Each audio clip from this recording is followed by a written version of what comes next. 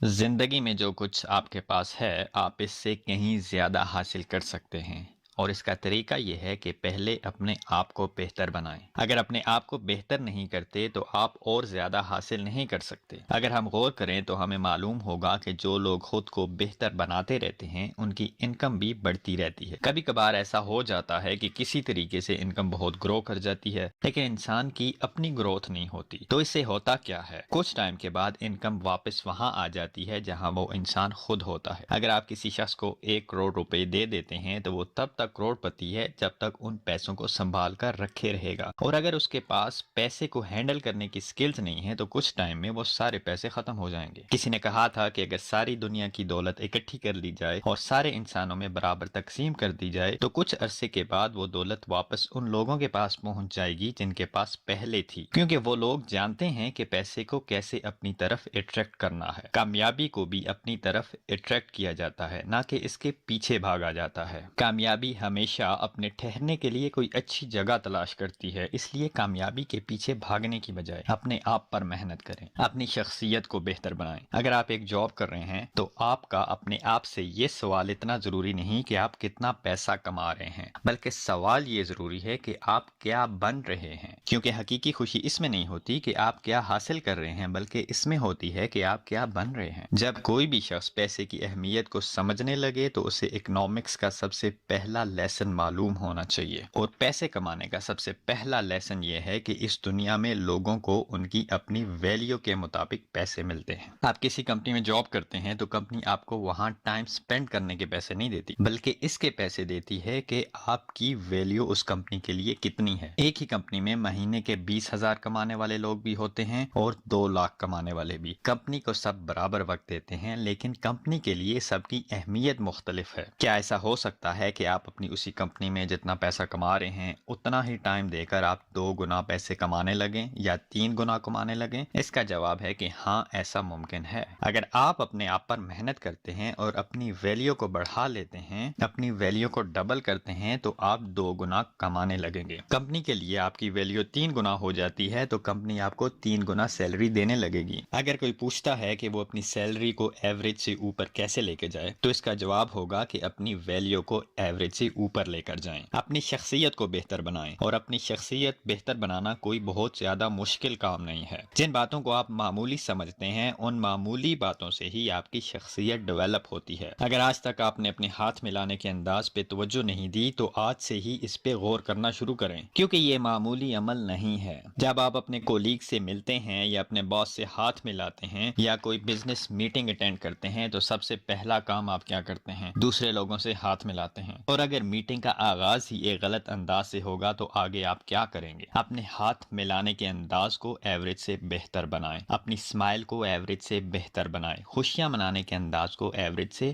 بہتر بنائیں، لوگوں کے ساتھ ملنے اور بات کرنے کے انداز کو ایوریج سے اوپر لے کر جائیں، اور یہ چھوٹے چھوٹے کام آپ کی پوری لائف کو بدلتے جائیں گے۔ لوگ اپنے لیے ایک بہتر جاب تو تلاش کر رہے ہوتے ہیں جہاں انہیں اچھی سیلری ملے، لیکن اپنے آپ کو بہتر بنانے کی کوشش نہیں کرتے۔ اور جب آپ کمپنی میں اپنی ویلیو کو نہیں بڑھا رہے اور سیلری بڑھانے کی ڈیمانڈ کر رہے ہیں تو کیا ہوگا؟ آپ کی سیلری نہیں بڑھے گی بلکہ آپ کی نا امیدی بڑھے گی۔ اگر آپ چاہتے ہیں کہ آپ کو اچھی جاب ملے یا اچھی سیلری ملے یا آپ کا بزنس گرو کرے تو آپ اپنی جاب اور اپنے بزنس سے زیادہ اپنے آپ پر محنت کریں۔ اگر آپ اپنے ارد گرد کی چیزوں کو چینج کرنا چاہتے ہیں تو پہلے اپنے آپ کو چینج کریں۔ زیادہ سیلری کی خواہش ہے تو پہلے خود کو تبدیل کریں۔ بزنس میں گروتھ چاہیے تو پہلے اپنی شخصیت کی گروتھ پر کام کریں۔ خود کو چینج نہیں کریں گے تو کچھ بھی چینج نہیں ہوگا۔ کچھ بہتر حاصل کرنے کے لیے خود کو بہتر بنانا ضروری ہے۔ زندگی صرف چانس سے بہتر نہیں ہوتی بلکہ چینج سے بہتر ہوتی ہے۔ ایک بچہ فرسٹ گریڈ میں جو پڑھتا ہے سیکنڈ گریڈ میں وہ اس کے لیے آسان ہو جاتا ہے، لیکن سیکنڈ گریڈ میں اسے وہ نہیں پڑھایا جاتا بلکہ اس سے زیادہ مشکل سبق پڑھایا جاتا ہے۔ اگر آپ بچے کے ٹیچر سے یہ کہیں کہ بچے کو جو فرسٹ گریڈ میں پڑھایا تھا وہی سیکنڈ گریڈ میں پڑھائیں تو اس سے کیا ہوگا؟ وہ بچہ ایک جگہ پر سٹک ہو جائے گا، اس کی مینٹل گروتھ رک جائے گی۔ سیکنڈ گریڈ میں اسے نیا اور مشکل سبق کیوں پڑھایا جا رہا ہے؟ کیونکہ بچہ گرو کر رہا ہے، اس کی یاد کرنے کی، لکھنے کی سکلز بہتر ہو رہی ہیں۔ جیسے جیسے بچے کی ایبلٹیز اور سکلز بڑھتی جائیں گی، اس کا کام بڑھتا جائے گا۔ اسی طرح جب تک آپ خود پر محنت کرتے رہیں گے، اپنی سکلز کو بہتر بناتے رہیں گے، آپ کی ترقی ہوتی رہے گی، بہتر سے بہتر جاب آپ کو ملتی رہے گی، سیلری زیادہ سے زیادہ ہوتی جائے گی۔ اور جب خود پر محنت کرنا چھوڑ دیں گے تو پھر مہینے میں 2 بار باس کے آفس جا کر اپنی سیلری بڑھانے کے لیے اس کی منتیں کرنی پڑیں گی۔ اپنے لیے آسان کام تلاش نہ کریں، بلکہ مشکل کام کرنے کے لیے نئی سکل سیکھیں۔ چیلنجز سے مت بھاگیں، بلکہ چیلنجز کے ساتھ مقابلہ کرنے کی ایبلٹیز اپنے اندر پیدا کریں۔ جو کچھ بھی آپ کے ساتھ ہوتا ہے اس کی ذمہ داری کو قبول کریں۔ ہر چیز کی رسپانسبلٹی لینا میچور ہونے کی نشانی ہے۔ جس دن آپ نے رسپانسبلٹیز اٹھانی شروع کی، سمجھ جائیں وہ دن آپ کے بچپن کا آخری دن تھا۔ آپ کی زندگی کے اچھا یا برا ہونے کا انحصار اس بات پر نہیں کہ آپ کے ساتھ کیا ہوتا ہے، کیونکہ جو آپ کے ساتھ ہوتا ہے ویسا ہی کچھ ہر کسی کے ساتھ ہوتا ہے، اس میں کچھ زیادہ فرق نہیں ہوتا۔ شام ہوئی، پھر اندھیرا چھانے لگا، اور یہ اندھیرا سب کے لیے آیا۔ اگر آپ اپنے ارد گرد نظر دوڑائیں تو آپ کو بہت سی مثالیں ایسی ملیں گی جس میں 2 لوگوں کے ساتھ ایک ہی طرح کے واقعات پیش آئے، لیکن ان میں سے ایک امیر ہو جاتا ہے اور دوسرا غریب ہی رہتا ہے۔ ایسا کیوں ہوتا ہے؟ کیونکہ آپ کی لائف کو وہ واقعات تبدیل نہیں کرتے، بلکہ